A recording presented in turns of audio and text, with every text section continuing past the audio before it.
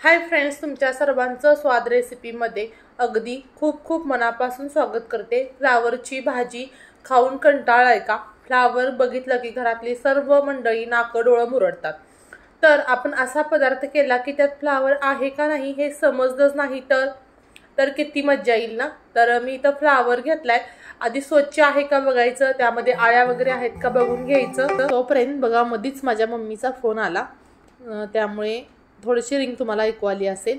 आता हा फ्लावर आहे तो व्यवस्थित मात्र चेक करायचा, कारण त्यात आळ्या असण्याची दाट शक्यता असते। तर आता फ्लावरचा सीजन आहे त्यामुळे फ्लावर एकदम मला फ्रेश मिळाला, तर मी चेक करून घेतलेलाच आहे। आता हा मोठ्या खिसणीने खिसून घेतला आणि खिसलेला जो फ्लावर आहे तो एका बाउलमध्ये मी काढून घेतला।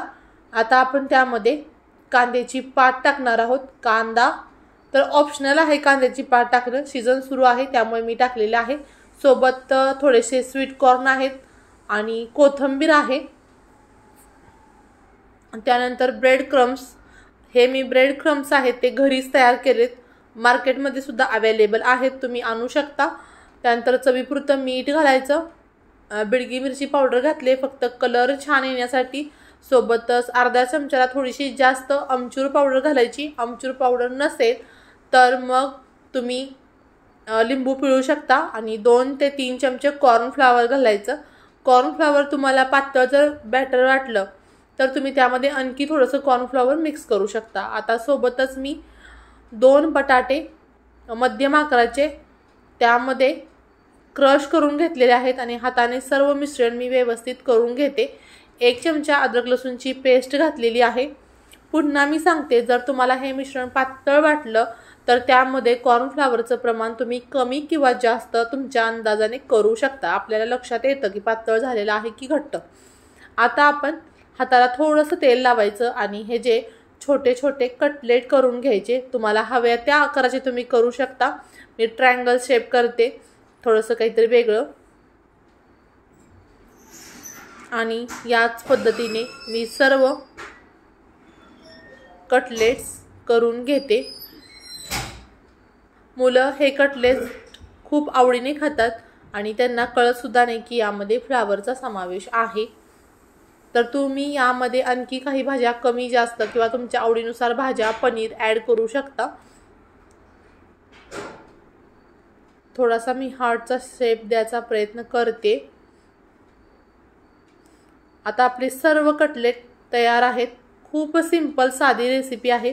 आता गॅस सुरू केलाय, त्यावरती एक पॅन ठेवायचा आणि ह्याच्यावरती आपण खरपूस असे ब्राऊन कलरचे हे कटलेट भाजून घ्यायचे।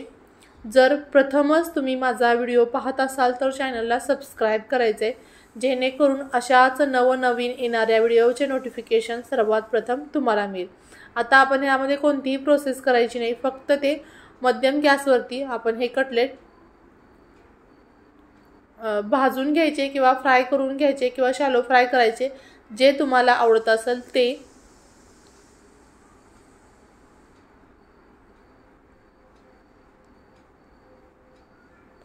आणखी कोणत्या प्रकारच्या रेसिपी पाहायला तुम्हाला आवडतील त्यासाठी कमेंट्स बॉक्समध्ये कमेंट्स करायला विसरू नका।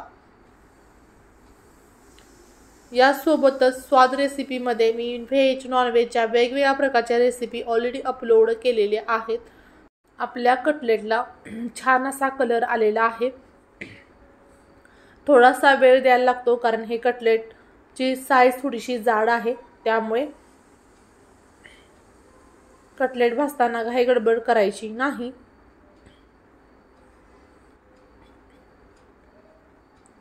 एका चमच्याच्या मदतीने किंवा चाकूच्या मदतीने हे कटलेट जे आहेत ते पलटी करून घ्यायचे।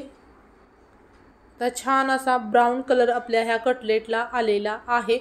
सो मी एका प्लेटमध्ये हे कटलेट आता काढून घेऊयात आपण।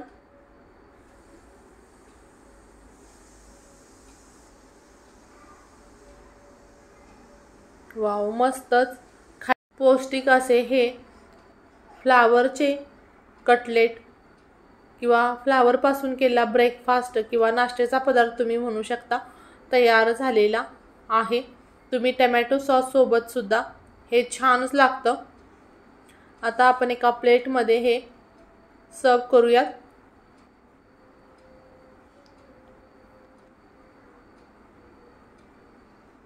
एक कांदा सोबत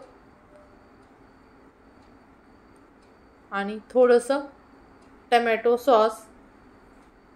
पुन्हा भेटू अशाच नवनवीन आणि जायकेदार रेसिपी सोबत. तोपर्यंत बाय.